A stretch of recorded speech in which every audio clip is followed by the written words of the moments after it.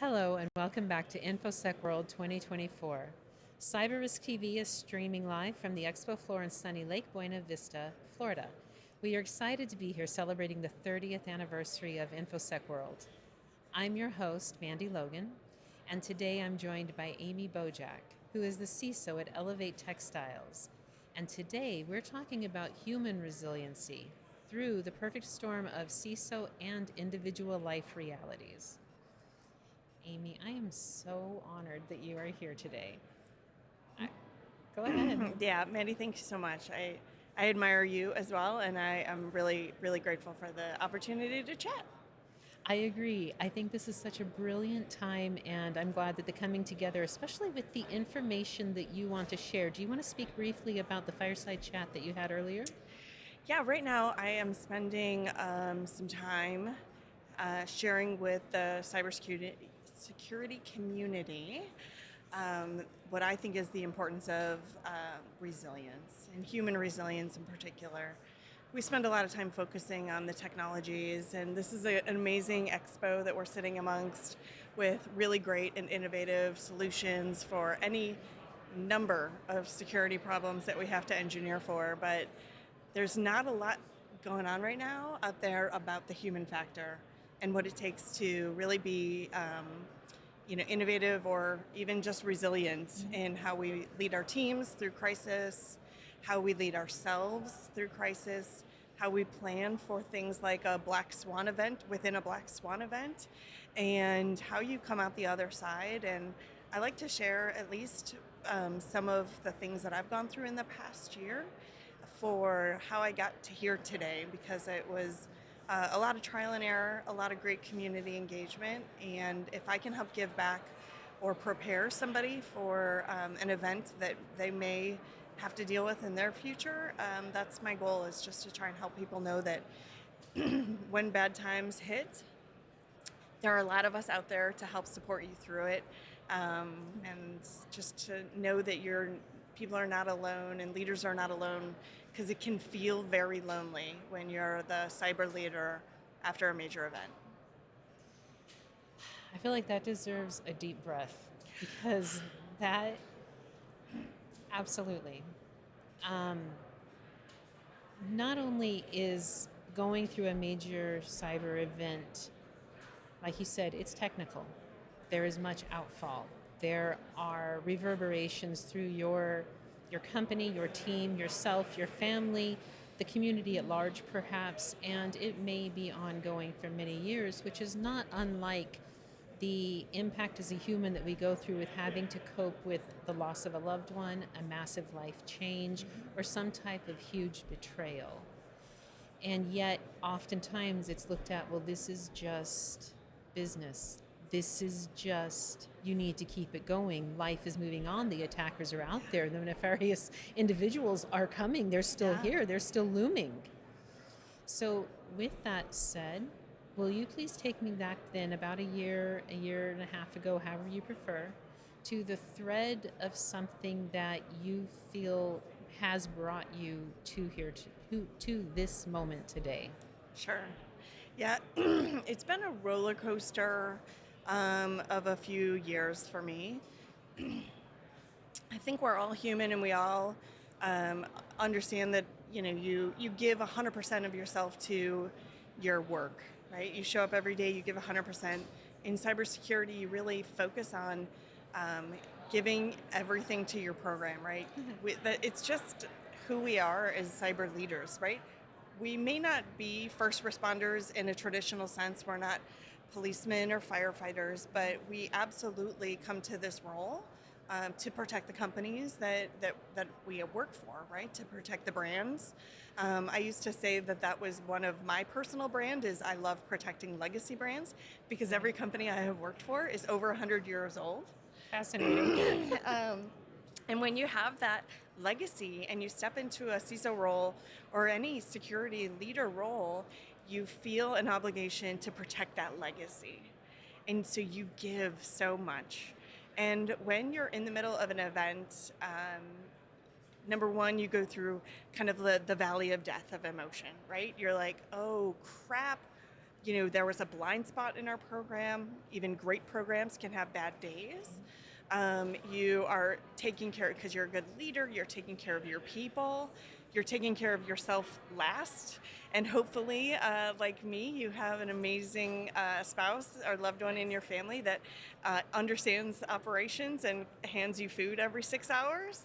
And so I was very, very lucky and very fortunate for that aspect of, who was taking care of me while we were taking care of the problem and taking care of my team.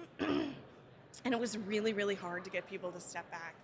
The human element of what we do is that we all give our hearts to these programs. And when you see things, when you're really seeing it kind of break down in a way, it's hard to step away. And in modern attacks, and I'm not the first leader to lead through a modern attack, I am definitely not, unfortunately, going to be the last leader to lead through a modern attack, but these are not our traditional tabletop exercises of a day or two. Right. It's not even a week or two, right? These are weeks-long events or months-long events, and you've seen that, and there's 15 examples in the last 18 months of companies that have really had to stretch their teams and stretch their ability to respond, to recover, and bounce back. But what is really hard is, what if you have your own black swan event in the middle of your work event? For me, losing my dad, who I attribute, publicly often to, he's the reason I was in IT. He was a COBOL programmer, and awesome. Yeah. so I was never afraid of technology. Okay. I always was willing to kind of just get my hands dirty and get into it. But he's the one who helped me get my first job at Allstate Insurance. He literally introduced me to my husband. And so, he was my biggest advocate and my number one cheerleader in my career and in my personal life, and my whole life, right? So losing him, and only 9 months after we had lost my mom, was just like this compounding amount of trauma for me on top of this, big, huge event that was happening at work. So there's just a point where you max out.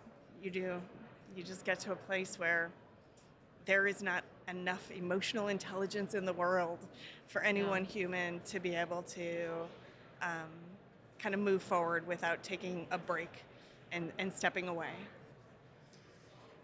Absolutely. I mean, in what I am hearing and in thinking of the consistent, also the day-to-day stresses, because we do know compound stress comes up from the day-to-day ongoing stresses, and I would request to go back.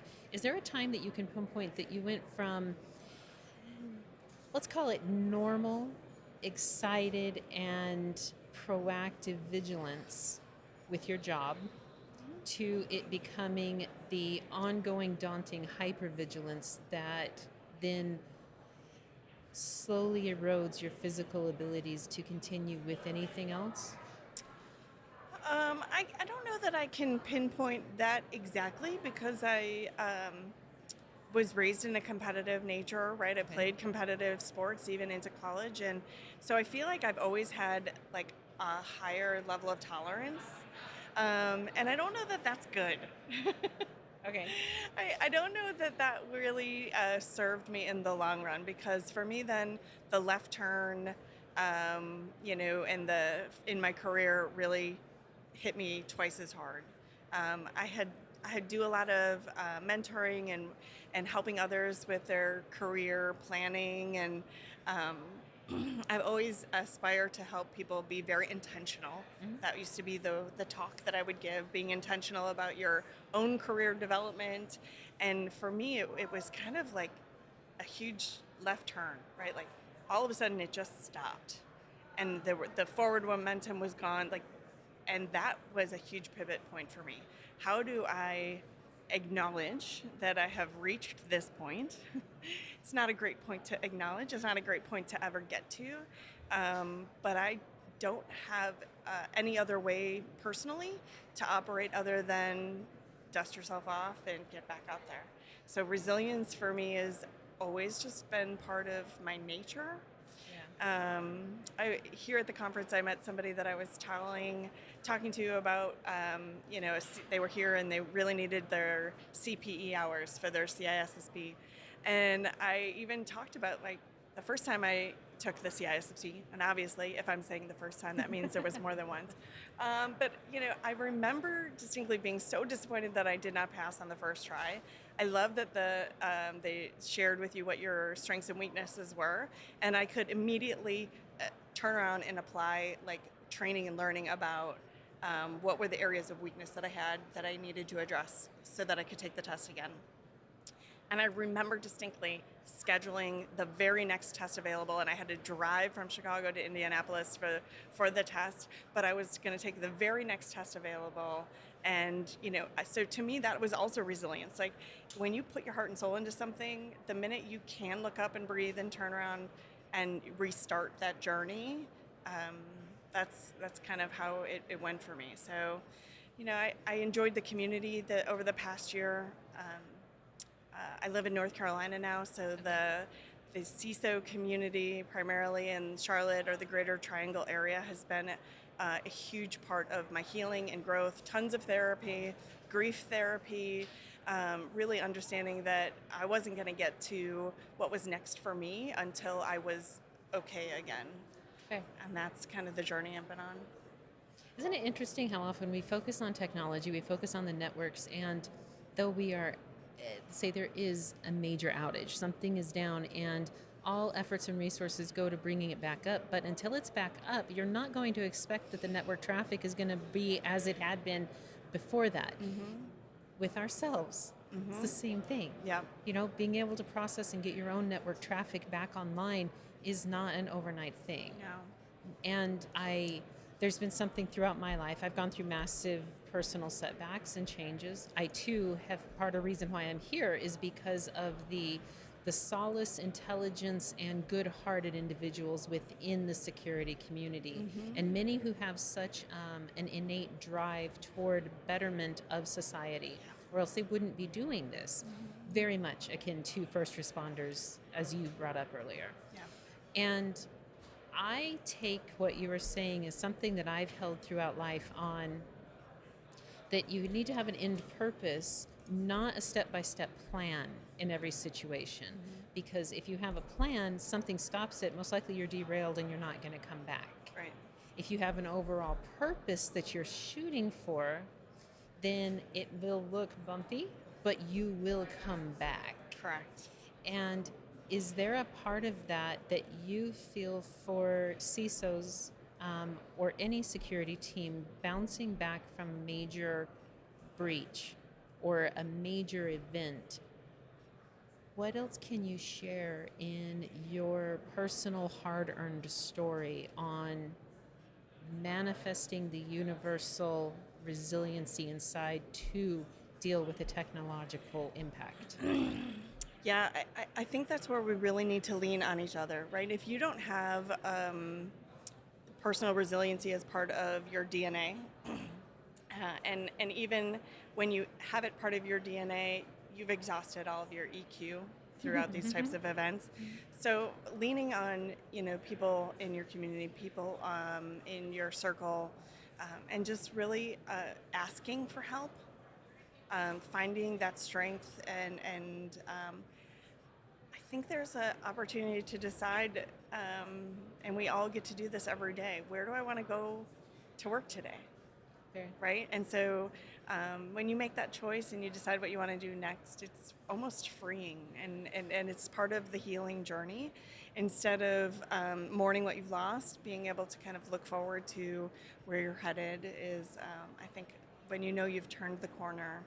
And I don't know that I have the answer for everybody, because I think it's going to look a little bit different, but I have found that, my friends, my family in this community have really been an enabler for me to come out the other side of a very, very difficult and dark year, that's for sure.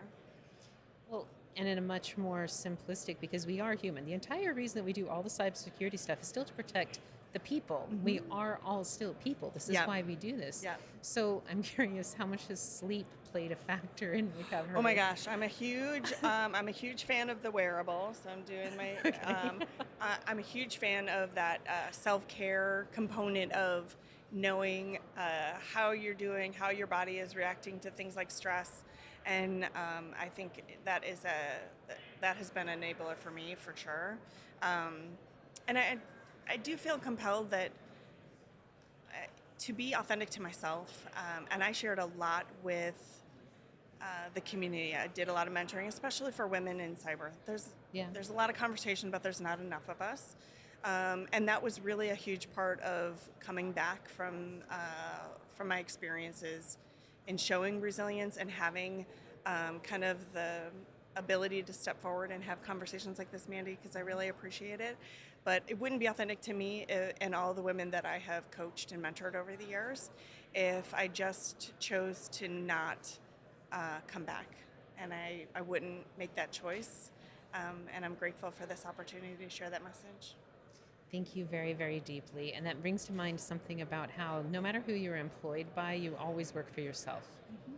And that's empowering, in my opinion. You always do have choice. And thank you so much for sharing your journey and for sharing the resiliency factor. And it can be pulled out of seemingly thin air at sometimes whenever you need to keep going. Indeed. Thank you again, Amy. This was great. It really was. So thank you for tuning in to this live interview from InfoSec World 2024. To find all of the Cyber Risk TV coverage of this year's event, visit securityweekly.com/ISW.